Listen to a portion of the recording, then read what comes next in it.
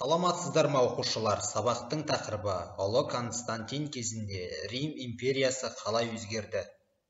Сабақтың мақсаты негізгі діни ұғымдарды түсіндіру, ежелгі қоғамның дамуына діндердің ықпалын сипаттау.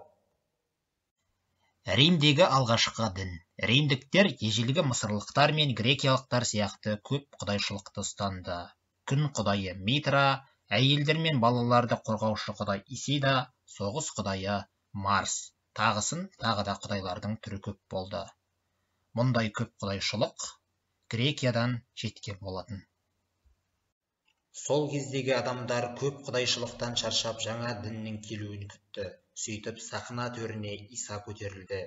Иса Мәсіх Израиль ұрпақтарына жіберілген ұлы пайғамбар. Оның пайғамбарлық дәрежесі христиандықта, исламда, бахаиде және бабиде мойындалады. Иса қасиетті 4 кітаптың 3-шісі Інжілді әкелген елші ретінде саналады. Ол христиан дінін насихаттаған. Римге христиан дінінің жайылуы. Христиан дінін алғаш 1-ші ғасырда кедейлер ұстанды. Аталған дінді Палестина, Мысыр, Сирияның төменгі тап өкілдері қолдау білдіріп мойын ұсынды. 2-ші ғасырдың ортасына қарай христиан дінін байлар да ұстана бастады. Христиан діні өзіне дейінгі діндер сияқты көп құдайшылықты насихаттаған жоқ. Олардың түсінігі бойынша көкте жалғыз жаратушы бар деп айтылды. Христиан дінінің қасиетті кітабы Інжіл деп аталады. Алғашқы христиандарды қудалау. Христиан дінінде Иса қайтып оралады, күнәһарларды жазалайды деген сенім бар. Бұл идея императорға, жалпы билікке ұнамады.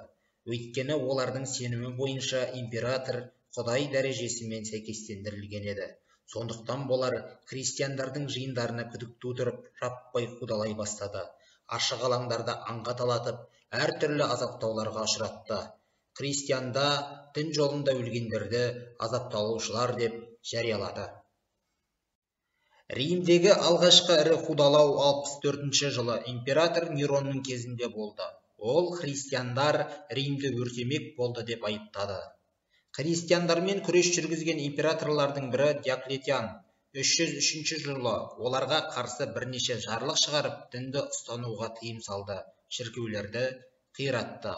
Бұл суретте бейнеленген сол император Диоклетиан. Константиннің діни реформасы. Диоклетианнан кейін билікке император болып Константин сайланды. Ол христиандарды арқа тұтып мейлінше қолдау білдірді. Христиандардың құқығы Римде басқа діндермен бірдей деп бұйрық шығарды. 315 жылы дінбасыларға жиындар өткізуіне рұқсат берді. 325 жылы Кіші Азиядағы Неки қаласында діни келіспеушіліктерді жою үшін христиандардың арасында жиын өтті. Жиналысты император Константин жүргізіп, оларды бір сөзге тоқтауға шақырды. Исаны құдаймен теңестіруге қарсы болған пресвит Арий мен 2 епископқа қарғыс айтып жер аударды. Осы жиында христиандық күнтізбе қабылданды.